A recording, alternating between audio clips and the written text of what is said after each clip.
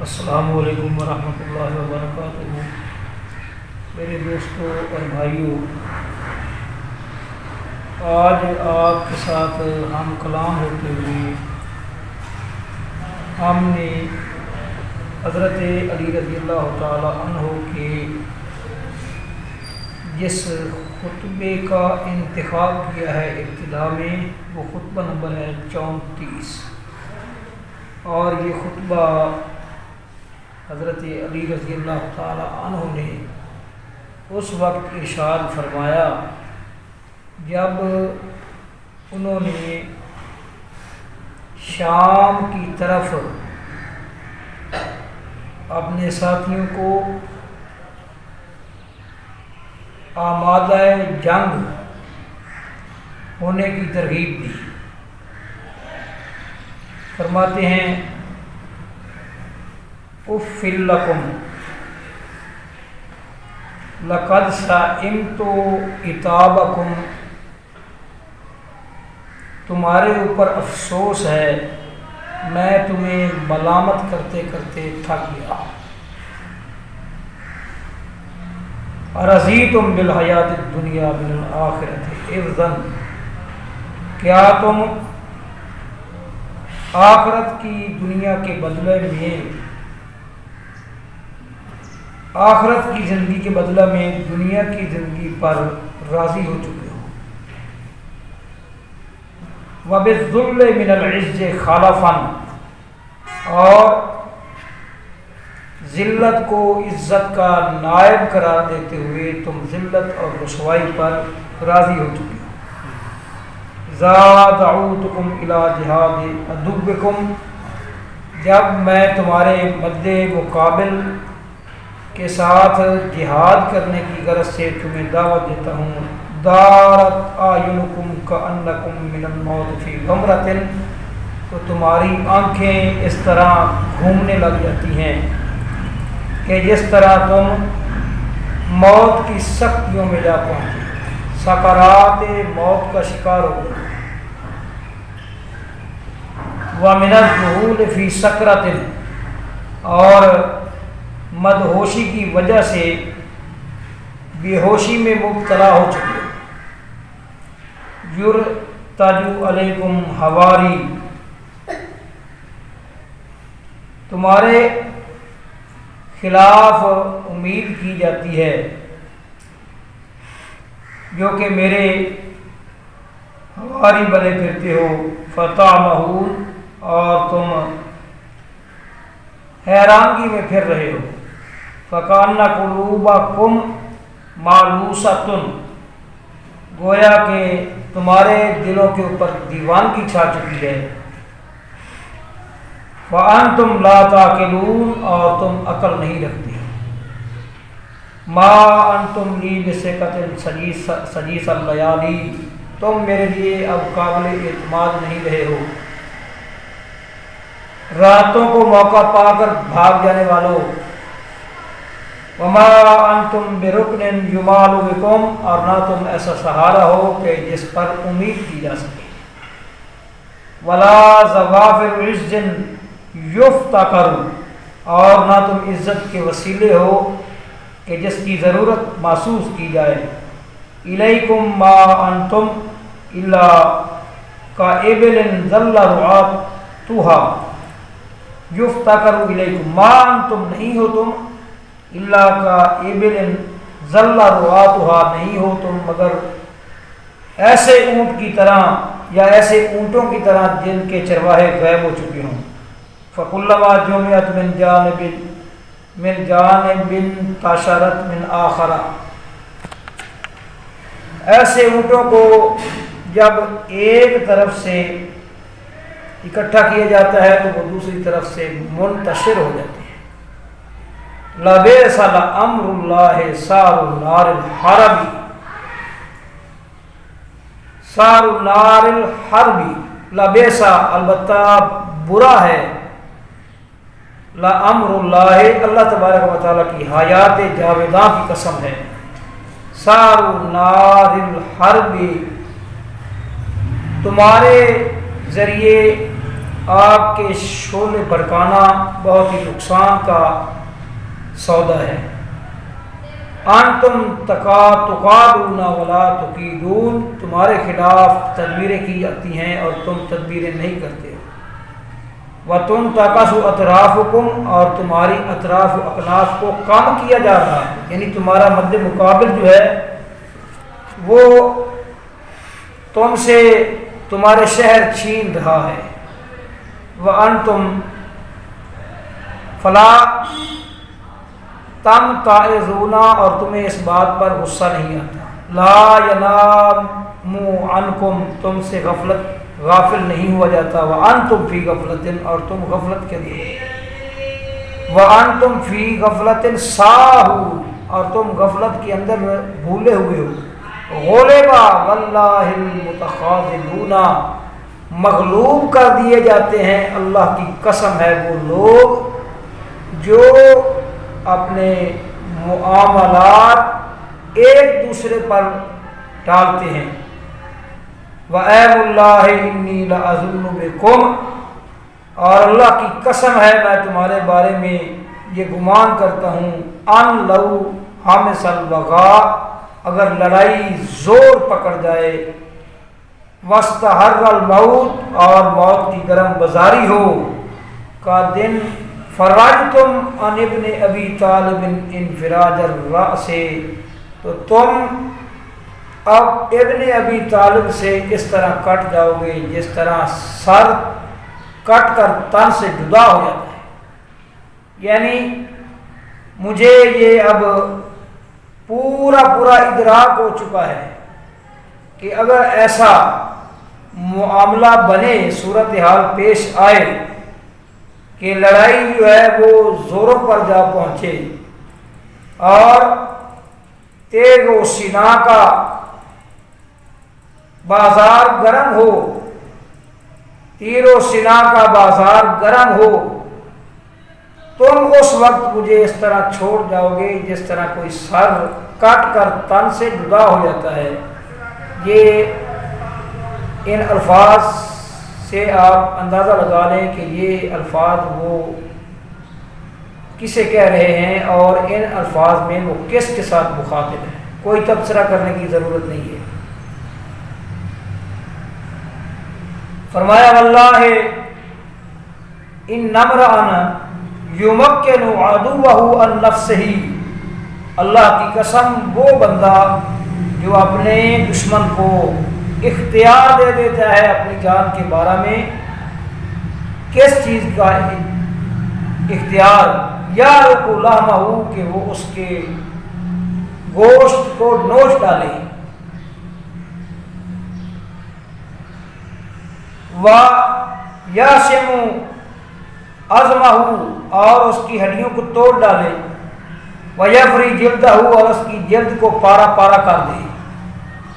لَعَظِيمٌ عَجْزُهُ، اللہ کی قسم اس انسان کی عاجزی بہت بڑی ہے۔ یعنی تم نے ایسا طرز عمل اختیار کر لیا ہے، طریقہ کار اختیار کر لیا ہے، تمہاری مثال اس بندے کی ہے جو کسی کو اپنی جان کے بارے میں اختیار دے دے کہ تو میری ہڈیاں بھی توڑ دے، تو میرا گوشت نوچ ڈال اور تو میری کھال کو ڈھیر دے، اس کو پارا پارا کر دے۔ ایسی مثال تمہاری ہو کر رہ گئی ہے۔ اللہ اکبر۔ ما ذمت ضعیف ما ذمت علیہ جوانہ صدرہ، وہ ایسا کمزور ہے کہ جس کی سینے کی جو ہڈیاں ہیں، سینے کی ہڈیاں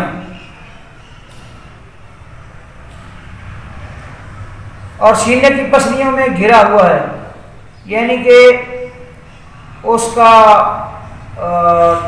دل جو ہے وہ سینے کی پسلیوں میں گھرا ہوا ہے۔ ذاک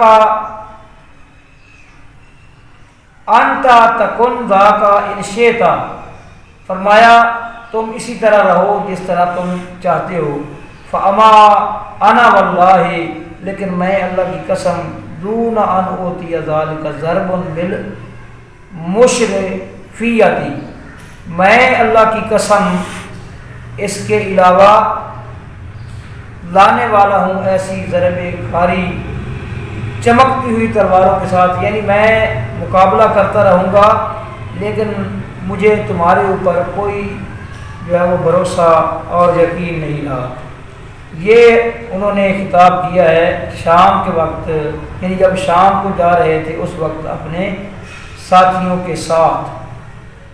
اللہ اکبر۔ اور جب وہ کیا نام ہے جس وقت وہ عراق پہنچے تھے، مدینہ سے منتقل ہو کر عراق پہنچے تھے، تو اس وقت انہوں نے اپنے ساتھیوں کو مخاطب کرتے ہوئے کیا کہا، اما بعد یا اہل العراق، اس کے بعد اے اہل عراق، فانما انتم کالمرأۃ الحامل حملت، تم اس حاملہ عورت کی طرح ہو کہ جس نے جو کہ حاملہ ہو، فلما اتمت لا ست، اور جب وہ اس کا حمل مکمل ہو جاتا ہے تو وہ مردہ بچہ گرا دیتی ہے، وما تقیمھا، اور جس کا نگران مر جاتا ہے، اس کا خامن یعنی مر جاتا ہے، وطال تعیمھا، اور اس کا رنڈاپا لمبا ہو جاتا ہے، ووارثھا ابعدھا، اور کوئی دور کا رشتہ دار اس کا وارث بن جاتا ہے۔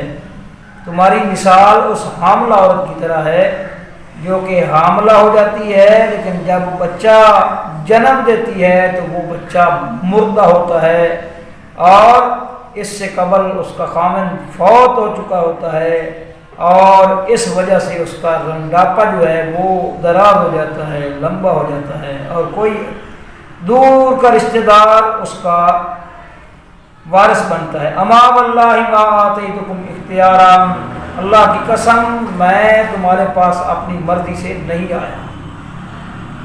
اللہ اکبر۔ ولیکن جئت الیکم شوقا، لیکن میں تو تمہاری طرف ہانک کر لایا گیا ہوں۔ یہ حضرت علی رضی اللہ تعالیٰ عنہ کے الفاظ ہیں، خطبہ نمبر یہ 69 ہے۔ پہلے جو خطبہ میں نے آپ کے سامنے پڑھا ہے وہ خطبہ نمبر وہ وہاں میں نے آپ کو بتایا ہے، اور یہ خطبہ نمبر ہے 69۔ فرماتے ہیں میں تو تمہاری طرف ہانک کر لایا گیا ہوں، وقد بلغنی انکم تقولون علی یکذب، اور مجھے یہ بات پہنچی ہے کہ تم کہتے ہو کہ علی جھوٹ بولتا ہے۔ آپ اس سے پہلے حضرت علی رضی اللہ تعالیٰ عنہ کے تقریباً 3 خطبے سن چکے ہیں جو انہوں نے اپنے ساتھیوں کے بارے میں ارشاد فرمائے ہیں، اور ان خطبوں کو آپ دوبارہ زیر غور لائیں۔ ان خطبوں کے اندر کوئی ایسی مذمت والا جو کوئی پہلو جو ہے وہ اس پہلو کو انہوں نے رائیواں نہیں جانے دیا، اور کوئی ایسا نقص اور کوئی ایسا عیب نہیں کہ جس نقص کی نشاندہی اور جس عیب کی نشاندہی انہوں نے اپنے ساتھیوں میں نہ کی۔ اب یہ تو حضرت علی رضی اللہ تعالیٰ عنہ بہتر جانتے تھے، ہم اس پر کیا تبصرہ کر سکتے ہیں؟ ہماری مجال کیا ہے حضرت علی رضی اللہ تعالیٰ عنہ کے سامنے اپنی کسی رائے کے اظہار کرنے کی؟ کوئی مجال نہیں ہے۔ لیکن یہ تکلیف ہوتی ہے، دکھ ہوتا ہے کہ وہ لوگ جو کہ صورتحال اس وقت پیش آئی تھی، اور اس صورتحال کی وجہ سے حضرت عثمان کی شہادت کی وجہ سے ماحول ایسا پیدا ہو گیا، معاملات ایسے بگڑ گئے کہ وہ حضرت علی رضی اللہ تعالیٰ عنہ کے ساتھی نہ بن سکے، اور حضرت عثمان کے خون کا انتقام جو تھا اس کا دعویٰ لے کر وہ میدان میں آ گئے۔ اور یہ بھی تاریخوں کے اندر لکھا ہوا ہے، تاریخ کی کتابوں کے اندر بڑے جلی الفاظ میں کہ یہ سارا ماحول پیدا کرنے میں اور ایسا میدان گرم کرنے میں قاتلین عثمان کا کتنا کردار تھا۔ ان دونوں جو ہے نا وہ دونوں قسم کے مخلص لوگوں کو آپس میں پھرانے کا اور ٹکرانے کا اس میں ان کا کتنا کردار تھا۔ یہ لوگ جو کہ اس دور میں بڑے مسلح بنے پھرتے ہیں اور شیخ الاسلام بنے پھرتے ہیں، مفتی صاحب جالوی صاحب جیسے لوگ اور مرزا محمد علی جیلنی صاحب جیسے لوگ، جو حقیقتوں پر پردہ ڈالنے میں کسی بددیانتی اور خیانت سے کام نہیں لیتے، کسی بھی اہل علم بندے کو اور کسی بھی مومن بندے کو ایسا کردار ادا کرتے ہوئے 100 بار شرم آنی چاہیے۔ یہ حضرت علی کیا فرما رہے ہیں؟ لوگوں کو تو تم جواب دے لو گے اور ان کی آنکھوں میں دھول جھونک لو گے، مگر حضرت علی نے یہ جو کچھ فرمایا ہے اس کے بارے میں کیا فیصلہ ہے؟ تمہارا سارے کا سارا نزلہ جو ہے وہ حضرت عثمان رضی اللہ تعالی عنہ پر گرتا ہے۔ مفتی صاحب تو جو ہیں وہ بڑے واضح الفاظ میں حضرت عثمان رضی اللہ تعالی عنہ کا قصور بناتے ہیں اس معاملہ میں کہ انہوں نے اکثریت عہدے جو ہیں وہ اپنے رشتہ داروں کو دے دیے تھے، اور وہ جو عہدیدار تھے یعنی ان کے گورنر جو تھے انہوں نے بدعمالیوں کا بازار گرم کیا، اس لیے حضرت عثمان کو شہید کر دیا، یعنی کہ قاتلوں کو جواز کا سرٹیفکیٹ فراہم کرنا ہے اور مہیا کرنا ہے۔ اگر ایسی بات ہوتی تو حضرت علی رضی اللہ تعالی عنہ سب سے بڑے ڈیفینسر بن کر حضرت عثمان رضی اللہ تعالی عنہ کی شہادت تک اللہ کو منظور ایسا تھا شہادت ہوگی، مگر حضرت علی رضی اللہ تعالی عنہ نے دفاع کی، حد کر دی، انتہا کر دی ہے۔ اگر ان کی نظر میں وہ قصوروار ہوتے تو کبھی اس طرح کا دفاع وہ نہ کرتے، لیکن انہوں نے کیا ہے، بلکہ ان کے الزامات کے جوابات ایک ایک الزام کا جواب بھی انہوں نے دیا ہے۔ اس کے باوجود اس قدر غلط بیانی اور اس قدر جھوٹ کا بازار گرم کرنا، اس کا کوئی تک نہیں بنتا۔ یہ لوگ ہیں، میرا گمان یہ ہے کہ یہ وہ لوگ ہیں، یہ وہ جتھا ہے کہ جس جتھے کی وجہ سے حضرت علی رضی اللہ تعالی عنہ کی جو اصل جماعت تھی، ان کے جو مخلص ساتھیوں کی، ان کو اور حضرت امیر معاویہ رضی اللہ تعالی عنہ کے ساتھیوں کو آپس میں ٹکرانے والے، اور یہ آپ دیکھ رہے ہیں کہ حضرت علی رضی اللہ تعالی عنہ ان کو مخاطب کرتے ہوئے کیا فرما رہے ہیں۔ فرمایا تم کہتے ہو انکم تقولون علی یکذب، اور تم کہتے ہو کہ علی جھوٹ بولتا ہے۔ قاتلکم اللہ تعالیٰ تمہیں تباہ کرے، قتل کرے، برباد کرے۔ فعلی من اکذب، علی اللہ، کس پر میں جھوٹ باندھوں گا؟ کیا اللہ تعالیٰ کی ذات پر میں جھوٹ باندھوں گا؟ فانا اول من آمن بہ، میں تو ان پہلے لوگوں میں سے ہوں جو اللہ تبارک و تعالیٰ کے ساتھ ایمان لے کر، ام علی نبی ہی، یا کیا میں اللہ کے نبی پر جھوٹ باندھوں گا؟ یعنی یہ تھے وہ لوگ جنہوں نے حضرت عثمان کو شہید کیا، یہ انہوں نے حضرت علی رضی اللہ تعالیٰ عنہ کے ساتھ کس طرح کا ماحول بنائے رکھا ہے، انہیں کس طرح تنگ کیا ہے، کس طرح ان کی ناک میں دم کیے رکھا ہے، یہ سب کچھ آپ ملاحظہ فرما رہے ہیں۔ اس کے باوجود ان کی جو ہے نا وہ کرنا، ان کا دفاع کرنا اور ان کی وکالت کرنا، یہ اہل ایمان کا وتیرہ اور شیوا ہے، جو حضرت علی رضی اللہ تعالیٰ عنہ کو جھوٹا کہہ رہے ہیں۔ چلو حضرت عثمان کی شہادت اور قتل کو آپ لوگ جو ہے نا وہ ہضم کر دیں، لیکن یہ حضرت علی کے ساتھ وہ کیا کر رہے ہیں؟ کہتے ہیں تم جھوٹے ہو۔ حضرت علی فرماتے ہیں تم مجھے جھوٹا کہتے ہو، کیا میں اللہ پر جھوٹ باندھوں گا؟ کیا میں اللہ کے نبی پر جھوٹ باندھوں گا؟ معاذ اللہ ثم معاذ اللہ۔ فانا اول من صدقہ، جن لوگوں نے ان کی تصدیق کی ان میں سے میں سب سے پہلا آدمی ہوں۔ اللہ اکبر۔ کلا واللہ، ہرگز نہیں، اللہ کی قسم، ولکنھا لہجۃ غیبتم، لیکن فرمایا انہا، یہ ایسا کلام ہے کہ جس کے کہنے کے وقت تم غائب تھے، تم موجود نہیں تھے۔ یعنی یہ جو مجھے اعزازات حاصل ہوئے ہیں اسلام میں پہل کرنے کی اور ایمان میں پہل کرنے کی، جن لوگوں نے پہل کی ہے، یقیناً حضرت علی رضی اللہ تعالیٰ عنہ کا شمار انہی لوگوں میں ہے۔ حضرت خدیجہ رضی اللہ تعالیٰ عنہ، حضرت ابو بکر صدیق رضی اللہ تعالیٰ عنہ اور حضرت علی رضی اللہ تعالیٰ عنہ اور چند اور لوگ تھے جنہوں نے سب سے پہلے اللہ کے نبی کی تصدیق کی۔ فرمایا ولم تکونوا من اہلھا، اور تم ان اعزازات کے اہل نہیں ہو۔ لو کان لہ ویاء ولتعلمن نبأہ بعد حین، اور فرمایا کوئی ایسا پیمانہ نہیں ہے بغیر سامن، جس کو بغیر قیمت کے ماپا جا سکے۔ لو کان لہو ریاء، اگر تم نے وہ باتیں یاد کی ہوتی تو تم جو ہے وہ ولا تعلمون نبأہ بعد حین، کاش تم نے وہ باتیں یاد کی ہوتی، لیکن آن قریب تم ایک وقت کے بعد ان سب باتوں کو جان لو گے جو میں تم سے کرتا رہا ہوں اور جو میں تمہیں بتاتا رہا ہوں۔ یہ دو خطبے جو ہیں حضرت علی رضی اللہ تعالیٰ عنہ کے، یہ ہمیں خطبہ نمبر 34 اور خطبہ نمبر 69 یہ ہمیں بتانے میں جو ہے نا وہ کافی ہیں کہ جس گروہ نے حضرت عثمان کو شہید کیا اور پھر وہ بڑی چابک دستی کے ساتھ حضرت علی رضی اللہ تعالیٰ عنہ کے لشکر میں شامل ہو گیا، تو ان لوگوں کا کردار کیا تھا۔ دوسرے جو حضرت علی رضی اللہ تعالیٰ عنہ کے ساتھی ہیں ان کے بارے میں یہ گمان ہی نہیں کیا جا سکتا کہ وہ اس طرح کا کردار ادا کرتے۔ اللہ سے دعا ہے کہ اللہ سمجھنے کی توفیق